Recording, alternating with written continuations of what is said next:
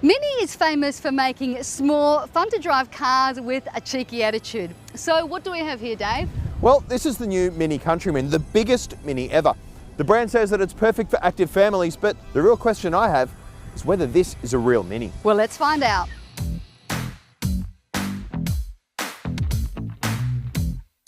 So this car is the Mini Countryman Cooper SD. It's an all-wheel drive, diesel-powered family SUV that's about as far as removed as you can get from the 1960s original. Does it feel like a Mini to you? Yeah, it's a strange one. It's kind of got a lot of the Mini characteristics. It's stylish, it's charming, but it's big. However, in saying that, it does feel more Mini than SUV to me. Yeah, it certainly does have a lot of retro appeal to the styling. I mean, if you grew up with an original Mini, you could kind of have a look here and see what they're getting on about with the big central round screen and the big bug eye headlamps and that sort of stuff. Yeah, that's one thing I really love about this car is that it still looks retro, it's funky, but it's also contemporary. So I think the fact that Mini is able to do that with neither clashing is quite genius. I'm not totally convinced by the central infotainment screen here. We've got a big round shape with a square screen in it that doesn't really fit that well, and the shard-like pop-up heads-up display system there isn't really my cup of tea either. Yeah, I think the thing is, I mean, kudos to Mini, they've got a reverse camera for the first time, but it's actually quite small, and it's probably because of the way this has been set up. But the other thing is, no Android Auto, no Apple CarPlay if you're a tech lover, and I did have some issues with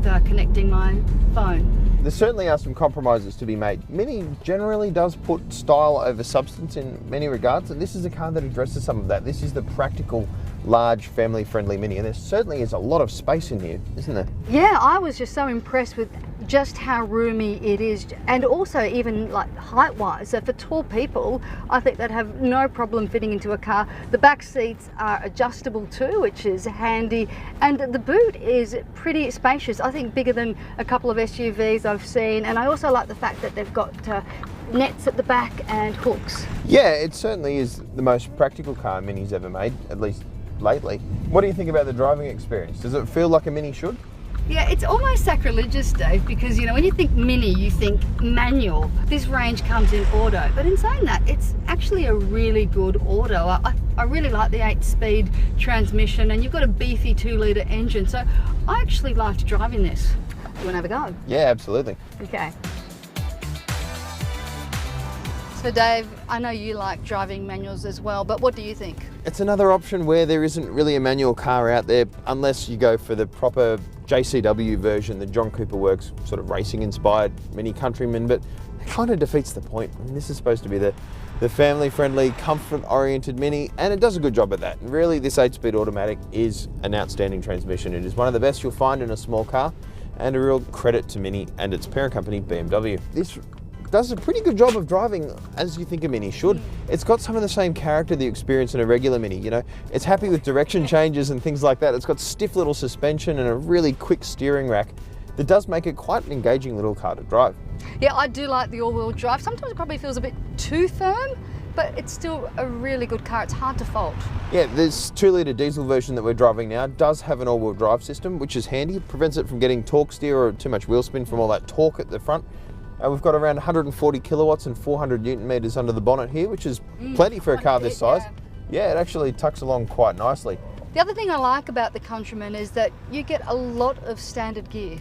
Yeah, you really do. Mini really up the ante with this car. They put in a reversing camera as standard, as you mentioned before, but other things like rear air vents, rear airbags, and even safety features like autonomous emergency braking that really do make this quite a comprehensive package. Yeah, I've been critical in the past of a lot of cars where you only get the safety package in a top line model, so I think that's just great that this is spread across the range. Yeah, we're driving the top Mini right now. The Countryman SD is right towards the top of the range and it costs around 50 grand. It's not really a cheap car, but you do get a lot for your money, and you also get a lot for your money even if you go for the most basic versions. The cheapest Mini Countryman in the range still comes with autonomous braking, still comes with active cruise control, reversing camera, all the stuff that you really want in a family SUV. Overall, I think Mini has done a great job with this car. They've taken some of their core characteristics and transferred them into something much bigger, more practical and family friendly.